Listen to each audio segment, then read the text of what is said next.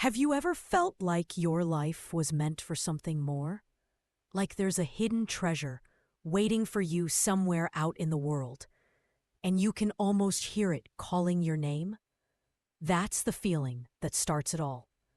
Not just in a story, but in real life too. And it's the feeling that pulses at the heart of The Alchemist. A book so simple, yet profound, it has touched millions across the globe and changed the way they look at purpose, fate, and destiny. This is not just a tale about a shepherd chasing treasure. It's a mirror. It's about you, me, all of us who've ever wondered if there's more. Hello, I am Alloy, and welcome to Audiofybooks, where you will find excellent audio summaries of books in a very easy and interesting way. If you want to learn from new books, do subscribe to the channel. Let's get started with today's book.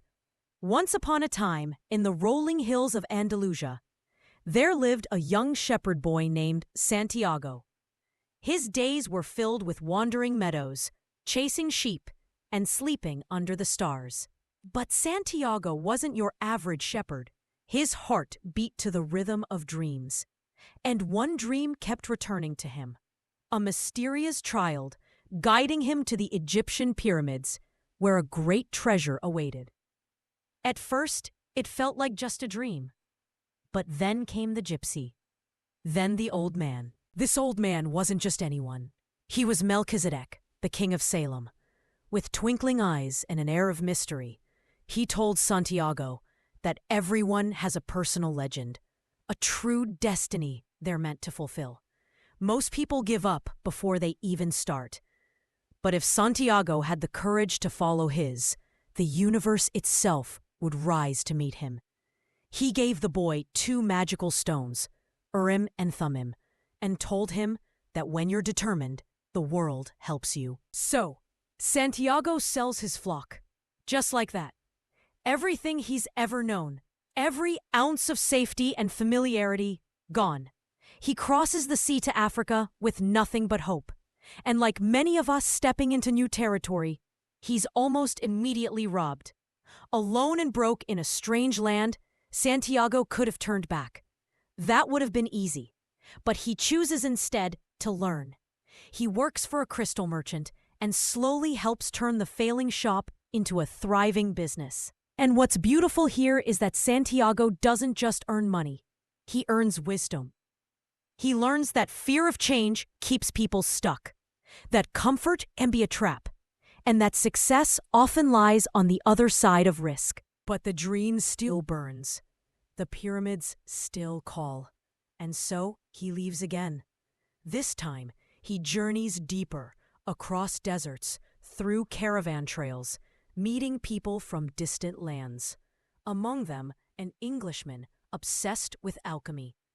This man studies ancient books in search of the philosopher's stone and the elixir of life. But he lacks the real understanding that Santiago begins to gain just by observing life.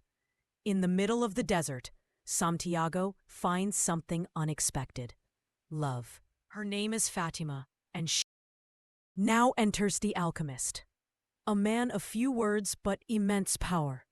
He teaches Santiago that alchemy is not just about turning lead into gold, but about mastering yourself.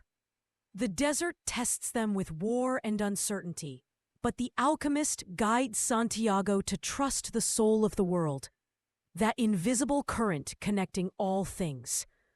One day, when captured by tribesmen, Santiago is forced to perform a miracle. He must turn into the wind or die. And somehow, he does. Not by magic, but by understanding the language of the world. The winds, the desert, the soul of everything. He connects with it, becomes it. He realizes that when you know who you truly are, you can do anything. Finally, he reaches the pyramids. He digs, heart pounding, and just when it seems like he's found his destiny, he's beaten and robbed again.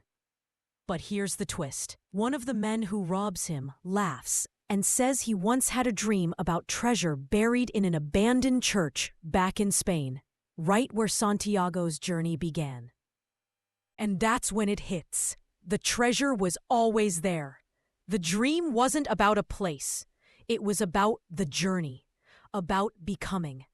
Santiago returns home to that very church, and there, beneath the roots of the sycamore tree, he finds a chest of gold. But by now, the gold almost doesn't matter, because he's not the same boy anymore. He's lived, loved, learned. He's seen the world and touched the divine. And that is the real treasure. Because in the end, The Alchemist isn't telling you to chase after riches. It's whispering something far deeper. Your heart already knows the way. The question is, will you listen? And maybe that's what this book is truly about. Listening, not to noise or opinions or fear, but to that quiet voice inside that says, there's more for you. So whether you're a student with a dream, an entrepreneur on a mission, or someone just searching for meaning, you are Santiago. The world is waiting. The omens are everywhere. Your treasure is closer than you think.